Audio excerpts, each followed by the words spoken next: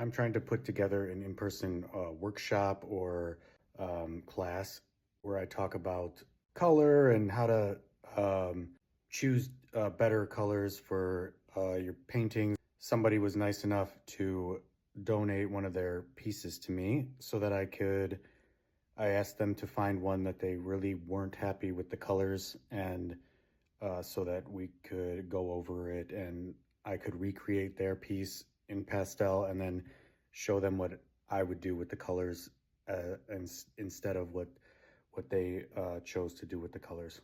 Here's the painting that they did. On the camera, it looks a little bit brighter, but it's in real life, it's kind of all the similar value.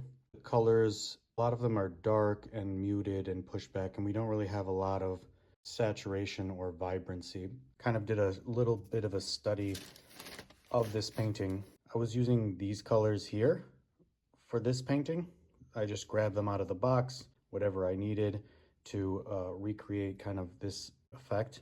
I noticed when I was painting this that I had to use like a lot of like black and really kind of like muddy up the colors to get them to read more like this. And I think I got it close. I mean, there's a little bit brighter greens here and stuff and all that, but I think I got the general idea here. I noticed that I was having to push everything back because the pastels I was using were even way too bright for this color composition.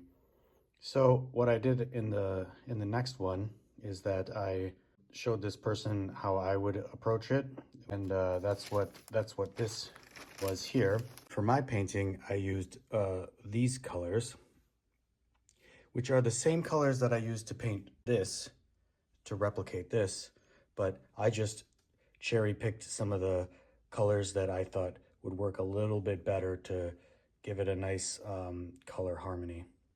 So as we can see, the difference here, where these colors are a little bit more muted, and obviously mine are pretty insane colors here, but you can see we're thinking about a couple of different things as opposed to this one.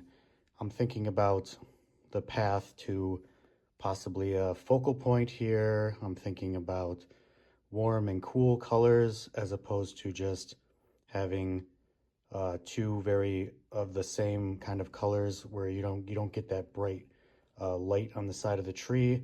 So I'm thinking about that. I'm thinking about laying over contrasting colors, where I'm doing this green and then laying over some red and then laying over some blue. So I'm really like working back and forth with warm and cool colors and really pushing like the reds and purples, and then having the yellow on the other side, and then having a focal point, and then having other things lead up to the focal point. Also using the same like blue-green down here for the sky as well helped tie these two areas together. Whereas in this painting, there was like a completely different blue for up here than down here. And the sky was kind of like really muted and pushed back here. And I don't know that I would leave this like this if I kept working on it. I think I'd, keep pushing stuff back and have kind of these brighter colors illuminate underneath it. But I actually do really like this little study here. I think the colors are playing off better.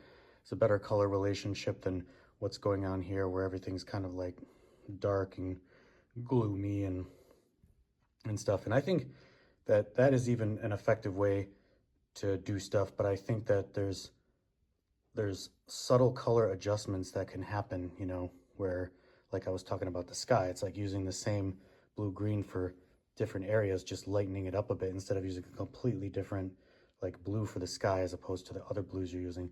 So just bringing a cohesiveness to it, and then dancing all these other greens like around, as opposed to using like blue-green up here, green, different green here, more of a limey green there, like kind of making it more of a cohesive piece, which I think this kind of illustrates the point of the difference. It was just an exercise and a demonstration of how you can really push color, and you can push like the focal point, even if there's not that much light on this side of the tree, you can really go for it anyway, just to give some interest up there.